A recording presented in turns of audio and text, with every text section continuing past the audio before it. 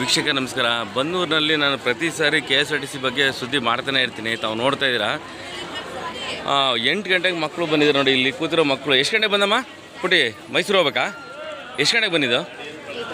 8 ಗಂಟೆಗೆ. ಓಕೆ, 8 ಗಂಟೆಗೆ ಬಂದಿದ್ದಾರೆ ಮಕ್ಕಳು ನೋಡಿ. ಅವರು ಈಗೆಲ್ಲ ಮೈಸೂರಿಗೆ ಹೋಗಬೇಕು. ಎಷ್ಟು ರಶ್ ಇದೆ ನೋಡಿ. 2 ಬಸ್ ಬಂದಿದೆ ಅಂತೆ 8 ಗಂಟೆಯಿಂದ.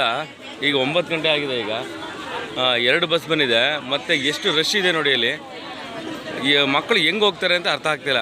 ನಾನು ಇದನ್ನು ಒಂದು ಕಡಿಮೆ ಅಂದರೆ ಒಂದು 20 ಸಾರಿ ಸುದ್ದಿ ಮಾಡಿದ್ದೀನಿ ಈ ಒಂದು ಮಳವಳ್ಳಿ ಡಿಪೋ ಬಗ್ಗೆ ಮತ್ತು ಮಂಡ್ಯ ಡಿಸ್ಟ್ರಿಕ್ ಇರುವಂಥದ್ದು. ಇಷ್ಟು ಮಕ್ಕಳು ಹೆಂಗೆ ಹೋಗ್ತಾರೆ ಅವರು?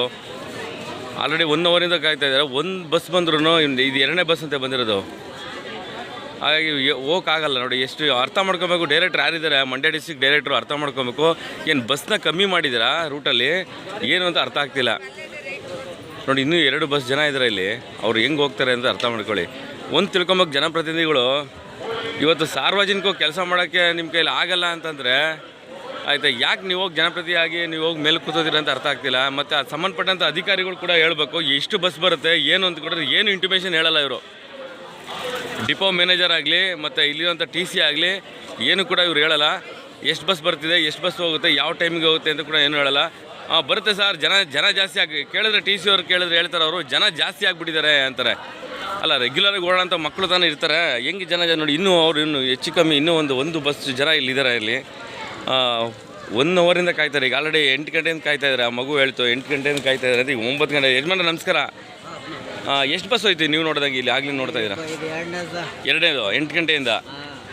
ಅವ್ರು ಹೇಳ್ತಾರೆ TC ಜನ ಜಾಸ್ತಿ ಆಗ್ಬಿಟ್ರಂತೆ. ಹಾಂ ನೋಡಿ, ದಿನ ಮಕ್ಕಳು ಹೋಗುವಂಥ ಕಾಲೇಜ್ಗೆ ಹೋಗುವಂಥ ಮಕ್ಕಳು ಎಕ್ಸಾಮ್ ನಡೀತಾ ಇದೆ ಕೆಲವು ಮಕ್ಕಳಿಗೆಲ್ಲ. ಅವರು ಫ್ರೀ ಮಾಡಿದ ತಕ್ಕಾಗೆ ಗಾಡಿಗಳು ಜಾಸ್ತಿ ಗಾಡಿನೂ ಜಾಸ್ತಿ ಬಿಟ್ಟಿಲ್ಲ. ಫ್ರೀ ಅಂತೂ ಮಾಡ್ಬಿಟ್ರು.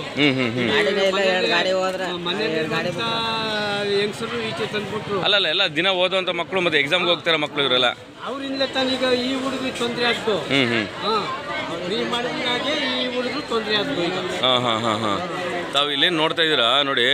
ಆಮೇಲೆ ನಮ್ಮ ಸತ್ಪ್ರಜೆಗಳು ಇದ್ದಾರಲ್ಲ, ಪ್ರತಿ ಸಾರಿ ತುಂಬ ಹೊಗಳ್ತಾ ಇರ್ತೀನಿ ನಮ್ಮ ಸತ್ಪ್ರಜೆಗಳು ಅರ್ಥ ಮಾಡಿಕೊಂಡು ಅಡ್ಜಸ್ಟ್ ಮಾಡಿಕೊಂಡು ಒಳಗಡೆನೂ ಕೂಡ ಹೋಗಲ್ಲ. ಏನು TC ಮತ್ತು ಏನು ಅವರು ಕಂಡಕ್ಟ್ರ್ ಇರ್ತಾರೆ ಕೂತಿದ್ದ ಜಾಗದಲ್ಲಿ ನೋಡಿ. ಕಂಡಕ್ಟ್ರು ಅವ್ರ ಜಾಗ ಬಿಟ್ಟು ಅಳ್ಳಾಡಲ್ಲ. ಯಾವ ಮಕ್ಕಳು ಹೆಂಗನ ಆಗಲಿ ಆ ಜಾಗ ಬಿಟ್ಟಂತೂ ಅಳ್ಳಾಡಲ್ಲ. ಕಂಡಕ್ಟ್ರು ಅಲ್ಲೇ ಇರ್ತಾರೆ, ಒಳಗಡೆ ಹೋಗಿ ಕಳಿಸಲ್ಲ ಆಯಿತಾ. ಮತ್ತು ಈ ಸಿಕ್ಕಾಬಿಟ್ಟೆ ಕಳ್ತನಗಳು ಬೇರೆ ಆಗುತ್ತೆ. ತಾವು ನೋಡ್ತಾ ಇದ್ದೀರ ಏನು ಇವತ್ತು ಮೊಬೈಲ್ ಕಳ್ತನ ಹೇಳ್ಬೋದು. ಕಳ್ತನಕ್ಕೆ ಒಂದು ದಾರಿ ಮಾಡ್ಕೊಡ್ತಾರೆ. ಅದು ಎಷ್ಟು ಬಸ್ಸು ಇವತ್ತು ಒಂದು ಇಲ್ಲಿ ಹಾಕ್ಬಿಡೋಕೆ ಇವರು ರೂಟಲ್ಲಿ ಎಷ್ಟು ಬಸ್ ಇದೆ, ಮಳವಳ್ಳಿ ರೂಟು ಮೈಸೂರು ರೂಟು ಎಷ್ಟು ಬಸ್ ಇದೆ, ಎಷ್ಟು ಸಿಂಗಲ್ ಹೋಗುತ್ತೆ, ಯಾವ್ಯಾವ ಸಿಂಗಲ್ ಹೋಗುತ್ತೆ ಅಂತ ಇವ್ರು ಹಾಕ್ಬಿಟ್ರೆ ಅವಾಗ ಗೊತ್ತಾಗುತ್ತೆ ನೋಡಿ. ಇದು ಬಂದಿರೋದು ಇದು ಕಲಾಸಿಪಾಳ್ಯ ಬೆಂಗಳೂರು ನಾನ್ ಸ್ಟಾಪ್ ಗಾಡಿ ಇದು ಆಯಿತಾ. ಇನ್ ಕೇಸು ಅಲ್ಲಿ ಬೆಂಗಳೂರಿಂದ ಬರೋಂಥ ಜನ ಏನೋ ಬಂದಿದ್ರೆ ಏನು ಮಾಡ್ತಾಯಿದ್ರು? DD ಅವರು ಅರ್ಥ ಮಾಡ್ಕೊಬೇಕು. ಮಂಡ್ಯ DD ಅವರು ನಿಮ್ಮ ಈ ಒಂದು ಡಿಪೋ ಮಳವಳ್ಳಿ ಡಿಪೋಗೆ ಜನ ರೊಚ್ಕೊಳ್ಳೋಕ್ಕಿಂತ ಮೊದಲು ನೀವು ತಲೆ ಕೆಡ್ಸ್ಕೊಳ್ಳೋದನ್ನ ನೀವು ಇದ್ದರೆ ಜನ ರೊಚ್ಕೊಳ್ಳೋದಂತೂ ಗ್ಯಾರಂಟಿ ಆಯಿತಾ. ಏಕೆ ಜನ ಏನು ದಡ್ರಲ್ಲ.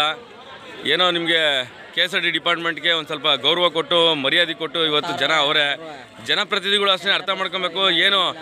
ಏನು ವಾರ್ಡ್ ಕೌನ್ಸಿಲರಿಂದ ಹಿಡಿದು MP MLA ಅವ್ರುಗಳು ಅರ್ಥ ಮಾಡ್ಕೊಬೇಕು. ನೀವೇನ ಸಾರ್ವಜನಿಕರಿಗೆ ಈ ಬಸ್ ವ್ಯವಸ್ಥೆನ ಕರೆಕ್ಟಾಗಿ ಮಾಡಲಿಲ್ಲ ಅಂತಂದರೆ ಜನ ನಿಮಗಂತೂ ಏನು ಬೈತಾರೆ ನೋಡಿ. ಆಲ್ರೆಡಿ ಜಗಳ ಆಗ್ತಾಯಿದೆ ಅಲ್ಲಿ. ಒಂದು ಹೆಂಗ್ಸತ್ರ ಜಗಳ ಆಗ್ತಾಯಿದೆ ನೋಡಿ. ಇದು ಮಂಡ್ಯ ಡಿಪೋ. ಇದು ಇಡೀ ಮಂಡ್ಯ ಜಿಲ್ಲೆಯಲ್ಲಿ ಇರೋಂಥದ್ದು.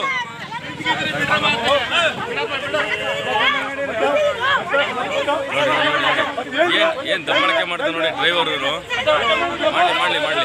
ಮಾಡಲಿ